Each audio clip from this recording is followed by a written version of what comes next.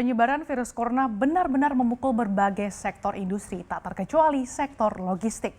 Pandemi virus corona telah membuat rantai pasok barang jadi terganggu, ditambah lagi biaya logistik yang mahal. Lalu seperti apa kondisi sektor logistik tanah air saat ini? Dan akan kami ulas untuk Anda dalam Logika Logistik Tanah Air. Kita lihat ini akibat lockdown yang diterapkan di berbagai negara sejak awal tahun 2020, rantai pasok menjadi terganggu dan membuat sektor logistik menjadi lesu. Menurut perhitungan Asosiasi Logistik Indonesia, secara keseluruhan bisnis logistik turun hingga 80% gitu ya sejak adanya pandemi virus corona. Bahkan beberapa perusahaan logistik ini mengubah model bisnisnya gitu ya. Kemudian menurut Asosiasi Logistik dan Forwarder Indonesia, aktivitas transportasi darat secara global ini telah mengalami penurunan hingga 20% dengan mengalami kerugian operasional hingga 800 miliar dolar. Kemudian transportasi laut ini juga terdampak gitu ya. Hal ini imbas dari banyaknya industri yang mengurangi produksinya atau bahkan terhenti. Kemudian apalagi dari udara gitu ya yang mengalami penurunan cukup signifikan akibat berbagai kebijakan lockdown yang diterapkan di berbagai negara. Di samping itu juga terjadi shifting di mana perusahaan-perusahaan penerbangan komersil mulai mengangkut kiriman-kiriman kargo. Selain itu, pergerakan masyarakat yang terbatas ini imbas kebijakan kerja di rumah ini juga membuat perilaku transaksi masyarakat ini berubah gitu ya menjadi lebih banyak lewat digital atau lewat e-commerce di mana belanja online kini menjadi pilihan. Dan perusahaan analisis data ADA mengatakan sejak social distancing diberlakukan, penggunaan e-commerce atau situs belanja online ini meningkat bahkan mencapai 300%. Kita lihat lagi di slide selanjutnya. Jadi aktivitas masyarakat dan bisnis yang terhambat karena penyebaran virus corona ini kan pasti berdampak langsung gitu ya pada aktivitas logistik secara umum, terutama bagi sektor-sektor yang melayani segmen business to business.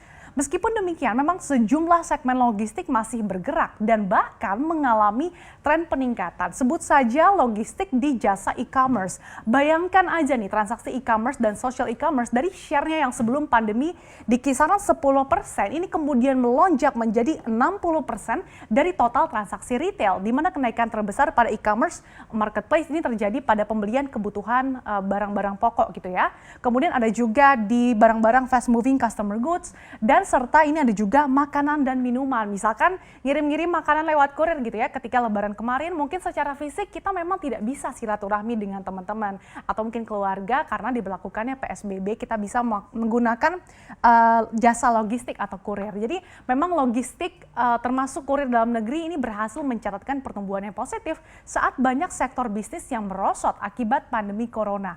Hal ini berkat kenaikan transaksi digital atau e-commerce.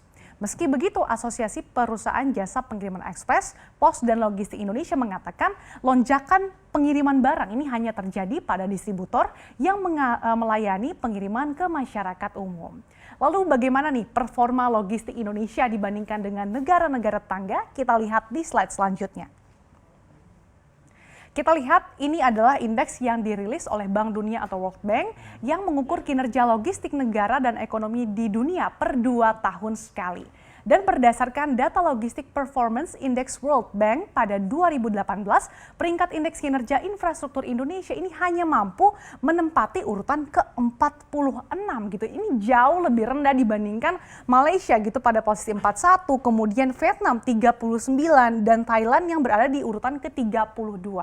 Emang sih sejumlah upaya perbaikan logistik termasuk melalui pembangunan infrastruktur ini sudah diupayakan gitu dan telah mendongkrak indeks performa logistik Indonesia dari peringkat 63 di tahun 2016 ini menjadi peringkat ke-46 di tahun 2018. Kalau kita lihat gitu ya, kita tuh emang bergerak dan berjalan. Infrastruktur kalau kita lihat di mana-mana di Indonesia sudah berkembang pesat. Tapi negara-negara tetangga kita justru ini lari kencang, bahkan sprint. Makanya kita tertinggal gitu ya. Nah, perkembangan infrastruktur saja ini ternyata tidak cukup. Pasalnya biaya logistik di tanah air ternyata ini masih tinggi.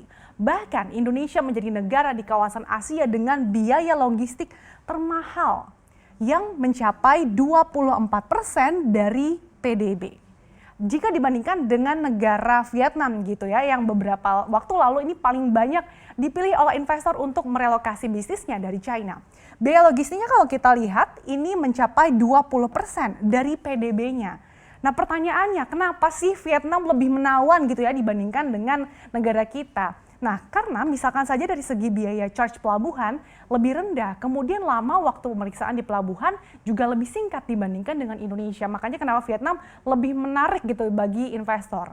Kemudian kita lihat juga biaya logistik di Thailand ini jauh lebih efisien, 15% dari PDB. Kemudian ada juga Malaysia 13% dari PDB, kemudian Jepang, Singapura ini masing-masing 8% dari PDB. Nah, besaran biaya logistik Indonesia sebesar 24% dari PDB ini tentu saja harus menjadi perhatian. Tingginya biaya logistik ini membuat para investor jadi ogah gitu ya menanamkan investasinya di tanah air. Pasalnya dengan biaya logistik yang mahal ini tuh bisa memangkas margin keuntungan perusahaan sehingga kondisi ini ujung-ujungnya apa? Berdampak pada daya saing Indonesia. Gimana kita mau ngambil hati para perusahaan yang mau relokasi pabriknya gitu dari China? Kalau biaya logistik kita aja masih termahal dibandingkan dengan negara-negara tetangga. Dan kita lihat di slide selanjutnya, kenapa sih biaya logistik kita tuh masih termasuk mahal gitu ya? Kita lihat yang pertama ada faktor geografis. Jadi selain konektivitas antar wilayah yang juga belum terbangun secara merata, tingginya biaya logistik di Indonesia juga disebabkan karena belum optimalnya pembangunan infrastruktur di Indonesia. Ini terlihat dari ranking kinerja infrastruktur logistik Indonesia yang masih rendah gitu dibandingkan dengan negara-negara tetangga lainnya. Kemudian ditambah lagi dengan adanya protokol kesehatan di masa pandemi corona ini. Kewajiban harus menaati protokol kesehatan di bidang logistik membuat perusahaan logistik harus merogoh kocek lebih dalam untuk urusan kesehatan, terutama bagi para karyawannya. Kemudian pungutan liar atau pungli, ini masih ada aja ya praktik pungutan liar membuat biaya logistik menjadi lebih mahal. Selain itu penegakan aturan PSBB ini rawan dimanfaatkan oleh oknum petugas dalam melakukan pungutan liar. Jadi jujur ya Indonesia tuh sebenarnya udah menarik banget sebenarnya bagi investor. Tapi ya gimana investor tuh jadi mikir-mikir ulang gitu ya untuk merealisasikan investasinya. Gara-gara biaya logistik yang cukup mahal gitu yang bisa memperkecil margin keuntungannya. Dan pembangunan infrastruktur yang merata tentunya ini akan berpengaruh pada penurunan biaya logistik. Pasalnya dengan berkurangnya biaya logistik ini akan mengurangi ongkos produksi dan juga distribusi sehingga berdampak positif pada harga suatu barang dan pada akhirnya ini Indonesia bisa bersaing di pasar global.